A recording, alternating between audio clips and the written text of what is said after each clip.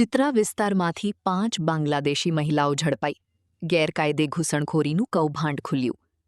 ભાવનગર શહેરના ચિત્રા અને બોરતળાવ વિસ્તારમાં ભાવનગર એસઓજી પોલીસે સર્ચ ઓપરેશન હાથ ધરીને ગેરકાયદેસર રીતે ભારતમાં પ્રવેશેલી 5 બાંગ્લાદેશી મહિલાઓને ઝડપી પાડી છે.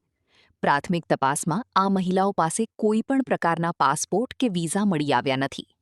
પોલીસને મહિલાઓના મોબાઈલમાંથી બાંગ્લાદેશી સિમ કાર્ડ +88 કોડ ધરાવતા નંબરો પર થયેલી વાતચીતની વિગતો અને બાંગ્લાદેશી ઓળખપત્રો મળી આવ્યા છે.